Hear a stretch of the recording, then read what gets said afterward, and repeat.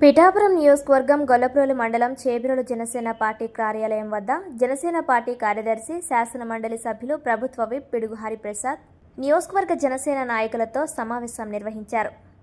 Pithapuram MLA, రాష్ట్ర ఉప ముఖ్యమంత్రి పవన్ కళ్యాణ్ ఆదేశాల మేరకు నూతనంగా ఏర్పాటు చేసిన అన్నా క్యాంటీన్ ప్రారంభోత్సవం చేశారు. ఈ కార్యక్రమానికి ముఖ్య అతిథులుగా కాకినాడ రూరల్ శాసనసభ్యులు పంతం నానాజీ, పిఠాపురం నియోజకవర్గ టీడీపీ ఇన్ఛార్జ్, మాజీ ఎమ్మెల్యే ఎస్వీఎస్ఎన్ వర్మ, కూటమి నాయకులు విచ్చేశారు. ఈ సందర్భంగా వారు మాట్లాడుతూ, పూర్వపు రోజుల్లో మహారాజులు సత్రాలను ఏర్పాటు చేసి భోజన వసతి కల్పించేవారని, ఇప్పుడున్న తరంలో ఇటువంటి అన్న క్యాంటీన్లు ఏర్పాటు చేయడం కూలి పనులు చేసేవారికి, సుదీర్ఘ ప్రాంతాల నుండి వచ్చే బాటసారులకు ఎంతో ఉపయోగకరంగా ఉంటుందన్నారు. ఒకప్పుడు డొక్కా సీతమ్మ తల్లిని గుర్తు చేసుకునే విధంగా ఇటువంటి కార్యక్రమాలు కూటమి ప్రభుత్వం నిర్వహించడం ఆనందదాయకమన్నారు. పిఠాపురం నియోజకవర్గంలో 2 అన్న క్యాంటీన్లు మాత్రమే శాంక్షన్ అయ్యాయని, మూడవది ప్రత్యేకంగా పవన్ కళ్యాణ్ చొరవతో ఏర్పాటు చేయడం జరిగిందన్నారు. అనంతరం అన్న క్యాంటీన్లో ఏర్పాటు చేసిన భోజనాన్ని స్వీకరించడం జరిగింది. ఈ కార్యక్రమంలో కూటమి నాయకులు, జన సైనికులు పాల్గొన్నారు.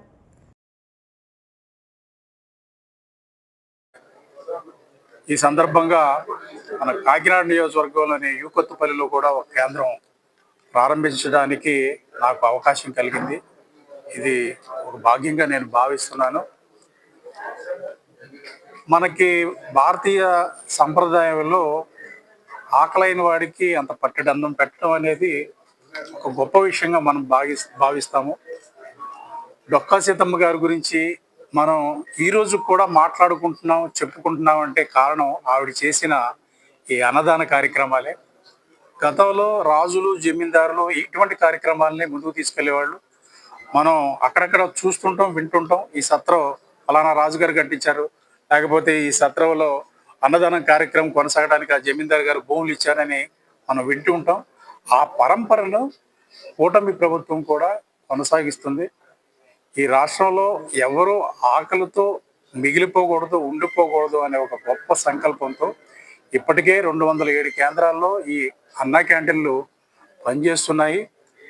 రోజు దాదాపు 2 లక్షల మంది అన్నా క్యాంటీన్లో భోంచేస్తున్నారు. ఇప్పుడు మరో 62 వీటికి యాడ్ అవుతుంది. ఇది ఒక గొప్ప కార్యక్రమం.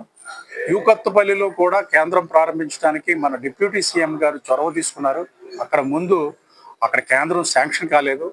పిఠాపురం నియోజకవర్గంలో యూకొత్తపల్లి ఆ ప్రాంతంలో ఉండటం వల్ల అక్కడ వాసులందరికీ చాలా ఉపయోగకరంగా ఉంటుందని ఆయన మాట్లాడిన తర్వాత అక్కడ కూడా శాంక్షన్ అయింది. ఈ రోజున 1:30కి ఆ కేంద్రం ప్రారంభిస్తున్నాము. ఈ రోజువారీ పనులు చేసుకునే వాళ్ళకి కానీ, లేదంటే ఏదో హాస్టల్లో కానీ, రూముల్లో కానీ ఉంటే చదువుకునే వాళ్ళకి కానీ, దూర ప్రాంతాల నుంచి వచ్చి పనులు చేసుకునే వాళ్ళకి ఈ అన్నా క్యాంటీన్లు చాలా ఉపయోగం ఉంటుంది. ఈ కొత్తపల్లి క్యాంటీన్ కూడా అక్కడ ఉన్న వాళ్ళందరికీ ఈ విరివిగా ఉపయోగపడటంతో పాటు ఇలా దూర ప్రాంతాల నుంచి వచ్చి పని చేసుకునే వాళ్ళకు కూడా సౌకర్యంగా ఉంటుంది. ఆ అవకాశాన్ని అందరూ ఉపయోగించుకోవాలని ఈ సందర్భంగా కోరుతున్నాను.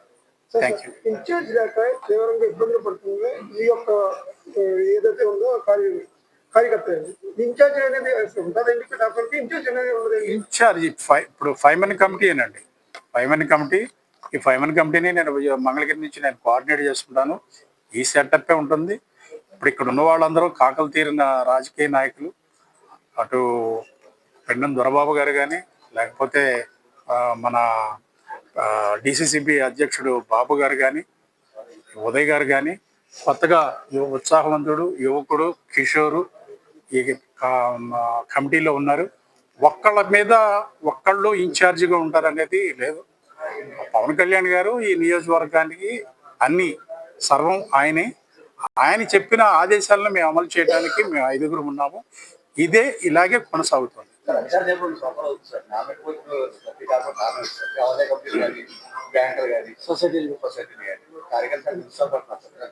లేదండి, అది ప్రాసెస్ జరుగుతుంది. ఒక 2 సార్లు వెయ్యాలి అనుకున్నాము. కూటమిలో ఉండి పంపకాలు ఇవన్నీ ఉన్నాయి కాబట్టి ఆంచితూచి అడిగేస్తూ ముందుకెళ్తున్నాము. త్వరలోనే అవి పూర్తి అయిపోతాయి. ఈ 5 మెన్ కమిటీ అంటున్నారు. 5 మెన్ కమిటీ ఒకే డయాస్ మీద కనపడిన సందర్భాలు చాలా అరుదుగా కనపడుతున్నాయండి. 5 మెన్ కమిటీ అంటే 5 మెన్ కమిటీ కూడా ఎప్పుడు కనపడుతుంది సార్. సందర్భం వచ్చినప్పుడు అందరూ ఒక డయాస్ మీద ఉంటారు, కానీ ఆఫీసులో కూర్చున్నప్పుడు 4 కూర్చొని మాట్లాడతారు విడివిడిగా.